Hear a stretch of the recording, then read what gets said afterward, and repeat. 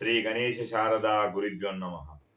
ఉగాది రోజు పంచాంగంలో ఆదాయము వ్యయం అనేది చాలా గొప్పది. ద్వాదశ రాశులకు 12 రాశులకు ఉన్నటువంటి యొక్క ఆదాయమును మరియు వ్యయమును, రాజపూజ్యత, రాజ్యావమానమును అందరూ తెలుసుకోవాలి.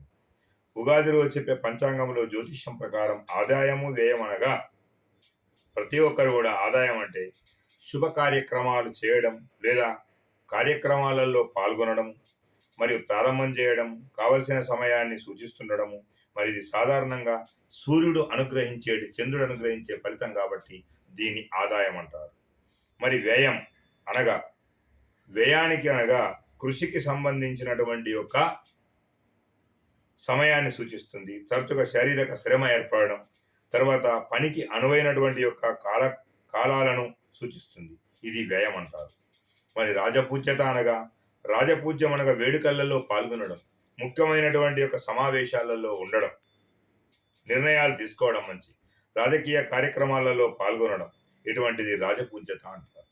మరియు అవమానం అనగా మంచి కార్యక్రమాల్లో పాల్గొనకపోవడం, మరియు మంచి కార్యక్రమాలు జరిగే సమయంలో దూరంగా ఉండడం, సమయం అనుకూలించకపోవడం, అశుభ సమయాలు ఎదురుగావడం, లేదా మనని సమాజంలో కొంచెం జనం దూరం పెట్టడం, ఇవన్నీ సూచించేదంతా కూడా రాజ్యావమానం అంటారు, లేదా ఈ అవమానం అని అంటారు. మేషాది ద్వాదశి రాశుల వారికి ఆదాయం 2, అవమానం 14. వృషభ రాశికి ఆదాయం 11, అవమానము 5. మిథున రాశికి ఆదాయము 14, వ్యయము 2. కర్కాటక రాశికి ఆదాయము 8, వ్యయము 2. సింహరాశి వారికి ఆదాయము 11, వ్యయము 11 సమానం. కన్యారాశి వారికి ఆదాయము 14, 2 వ్యయం. తులారాశి వారికి 11 ఆదాయము, వ్యయము 5. మిథున రాశి వారికి 2 ఆదాయము, 14 వ్యయం. ధనుర్రాశి వారికి ఆదాయము 5, వ్యయము కూడా 5. మకర రాశి వారికి 8 ఆదాయము, 14 వ్యయం. కుంభరాశి వారికి 8 ఆదాయము, 14 వ్యయం. వ్యయం అనగా ఖర్చు. మీనరాశి వారికి 5 ఆదాయము, 5 వ్యయము. ఈ విధంగా ఉన్నది. మరియు రాజపూజ్యత, రాజ్యావమానం. మేషరాశి వారికి రాజపూజ్యత 5, అవమానం 7.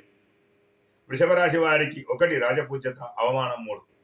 మిథున రాశి వారికి 4 రాజపూజ్యత, అవమానం 3.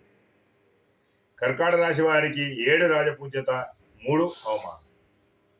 తర్వాత సింహరాశి వారికి 3 రాజపూజ్యత, 6 అవమానం. కన్యారాశి వారికి 6 అవమానము, 6 రాజపూజ్యత. తులారాశి వారికి 2 రాజపూజ్యత, 2 అవమానం. వృశ్చిక రాశి వారికి 5 రాజపూజ్యత, 2 అవమానం. ధనురాశి వారికి 1 రాజపూజ్యత, 5 అవమానాలు. కుంభరాశి వారికి 4 రాజపూజ్యత, 5 అవమానాలు.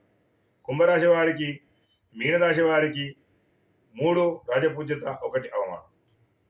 ఈ విధంగా ద్వాదశ రాశుల వారికి రాజపూజ్యత, రాజ్యావమానములు ఏర్పడతా ఉన్నాయి. సమానంగా మేష రాశి వారికి గురు బలాలు అనుకూలించి అన్ని కార్యములు నెరవేరే సూచనలు ఉంటున్నాయి. వృషభ రాశి వారికి కూడా కార్యములు నెరవేరును, సరసముగా కార్యములన్నీ విజయవంతం జరిగే సూచనలు ఉంటున్నాయి. మిథున రాశి వారికి సాధారణ పరిస్థితులు ఏర్పడుతున్నాయి. వచ్చే మే నెల నుంచి అనుకూలమైన పరిస్థితులు ఏర్పడతాయి. కర్కాటక రాశికి చాలా అనుకూలమైన సమయం. కొత్త కొత్త పనులు చేయడానికి ముందుకొస్తారు. మరి ఇంకా కొన్ని సమాజంలో పేరు ప్రతిష్టలను మరి అధికారాలను పొందే అవకాశాలు ఉంటున్నాయి. సింహరాశి సాధారణ శుభములిచ్చు. కన్యారాశి వారికి చాలా మంచి సమయము. శుభకార్యాలు చేయడానికి ఎదుగుదరు మరియు స్నేహితులు, బంధువులు, మిత్రులు అందరూ అనుకూలంగా ఉండేదారు. తులారాశి వారికి అన్ని విరుద్ధ స్వభావం ఏర్పడును, అనుకోని సంఘటనలు ఏర్పడును, అనారోగ్య పరిస్థితులు లేదా ఆదాయానికి మించిన ఖర్చులు చేయడం జరుగుతుంది.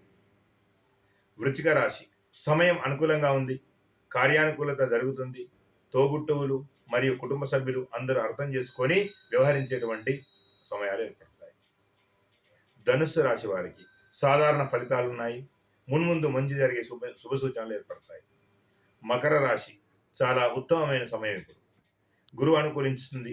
కార్యాలు అనుకూలిస్తాయి. బంధుమిత్రాదులు మీకు అనుకూలించి విజయవంతమైన కార్యక్రమాలలో మీరు పాల్గొంటారు. చాలా శుభ సూచనలు ఏర్పడతా ఉన్నాయి. కుంభరాశి చాలా గడ్డు కాలాన్ని అనుభవిస్తుంది. వైపరీత్యాలు ఏర్పడతాయి. అనుకోని విషయాలలో మనం ముందుకు రావడం, పరాభవం జరగడం, ఎటువంటి సూచనలు ఎక్కువ ఏర్పడుతున్నాయి. మీనరాశి వారికి సమయం అనుకూలంగా ఉంది. మరి కొన్ని మంచి విషయాలలో తలదాల్చుతారు. చేసే పనులలో జనం యొక్క సహకారం లభిస్తుంది. మీకంతా బాగు జరుగుతుంది. ద్వాదశ రాశులలో శుభశకనాలు ఏర్పడే సూచనలు ఉంటాయని ఆ గోవిందుని స్మరిస్తూ పార్వతీ పరమేశ్వర అనుగ్రహంతో సర్వం శివార్పణమస్తు.